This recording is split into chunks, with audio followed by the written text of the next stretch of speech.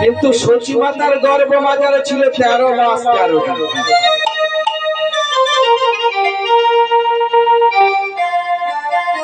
সেই সচি মাতা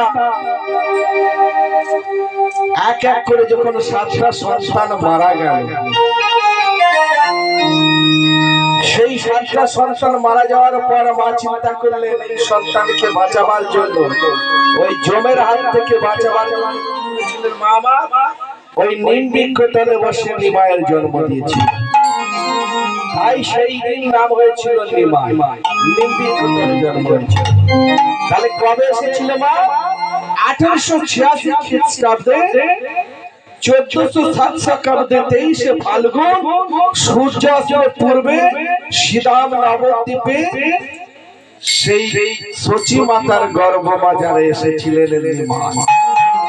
তাই যখন জন্ম হলো, সূর্য ডুবো ডুবো অস্ত যাচ্ছে, সেই সন্ধ্যাকালীন যখনই আসলেন, নদিয়াবাসীগণ চিন্তা করলেন এই সচি মাতার ঘরে কি আগুন লেগে গেছে? কারণ গৌর সুন্দরের রংটি ছিল বাবা সোনার বর্ণ, সোনা আচা সোনা বাবা, চাপা ফুলের মতো। তার সেই রূপের জ্যোতি যখন প্রকাশ করেছে, নদিয়াবাসীগণ বলল বাবা তাহলে কি ওই জগন্নাথ মিশ্রের ঘরে আগুন লেগেছে? যত একবারে গিয়ে দেখি। এইভাবে সবাই এক এক করে চলেছে সেই অদন্ত এবং সেই নদিয়াবাসীগণে গিয়ে দেখছেন কি না, মায়ের কোলে আমার সেই সোনার গৌর খেলা। তাই জলের বালতি পাত্র যে যেমন অবস্থায় এনেছিলেন, দেখলে এ দৈব কুলে কোনো দৈব শক্তি আছে, যেমন তেমন সন্তান নয়।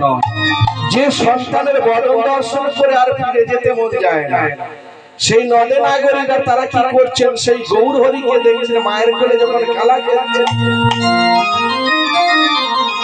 সেই গৌর হরিকে তখন নদে নাগরিকরা বলছে আহা, যার বদন দেখলে আর ফিরে যেতে মন যায় না। এক নাগরিক আর এক নাগরিককে দেখে বলছে, নাগরিক এই গৌর যদি আমার